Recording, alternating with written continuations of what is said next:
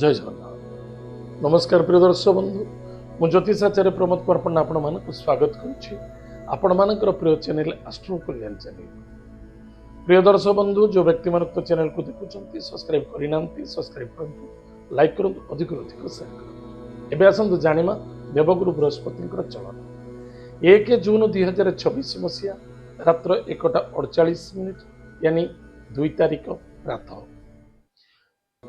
देवगुरु बृहस्पति कर्कट राशि पुनर्वसु नक्षत्र चतुर्थ चरण को गमन करेंगे। देवगुरु बृहस्पति जितेबले चलन करुँच कर्कट राशि को, कर्कट राशि ग्रहराज चंद्रमा एवं बृहस्पति ज्योति को गजकेशी जोग बोली कहुए। ताहले प्रिय दर्शक बंधु, जो व्यक्ति जन्म जातक राशि हूँ मिथुन राशि, अन्यथा जन्म जातक लग्न हूँ मिथुन लग्न।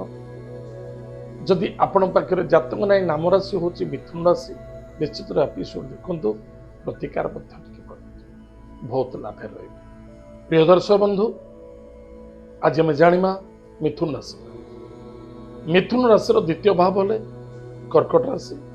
अर्थनैतिक क्षेत्र कुटुंब परिवार रे आनंद देखा दब, मांगलिक कार्य रे सफलता मिल,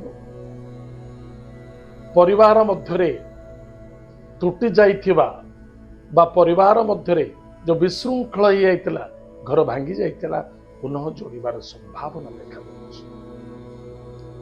अर्थनैतिक क्षेत्र रे लाभवान हेबे, मान सम्मान मध्य प्राप्ति योग अछि।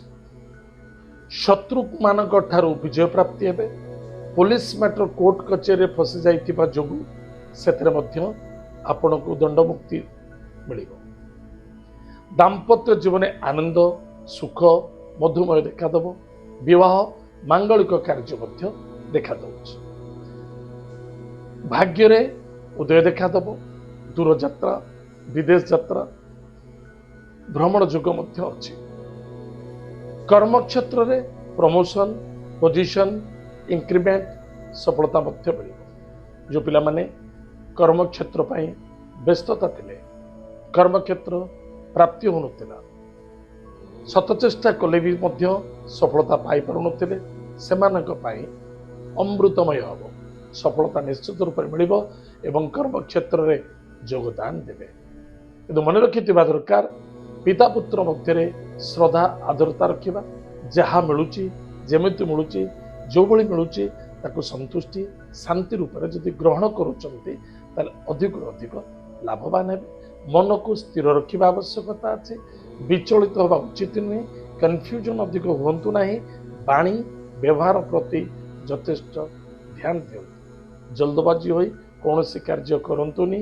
जदि आपण कौन सावधानमूलक कार्य करुचंती अधिक अधिक लाभवान है। मनर कथा क्या कही पारुनांती, किछि करबा को चाहे जो व्यस्तता होते चेष्टा विफलता देखा दउतला, ता निश्चित रूप से सफलता देखा दब, आनंद देखा दब। कैरियर रे यथेष्ट सफलता मिले। विद्यार्थी विद्या क्षेत्र में सफलता अर्जन करेंगे एवं कर्म कर्तव्य या प्रति टिके फोकस रखते। प्रतिकार कौन करबा? प्रत्येक दिन प्रातः समय स्नानादि कार्य सारी गायत्री मंत्र को जप करते। जदि पारुचंती जेकोसी गुरुवार, प्रत्येक गुरुवार कले बहुत भल।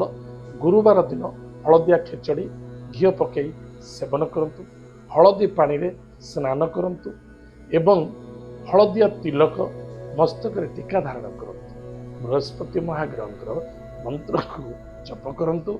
निश्चित रूप से सफलता मिलिबो, आनंद मिलिबो एवं 13 मासटी आनंद रे कटिबो।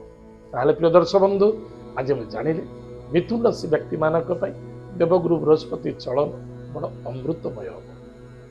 आज तो समय जाइए, कार्यक्रम को आम एड रखुचु। पुणी देखा आगामी। जय जगन्नाथ, नमस्कार।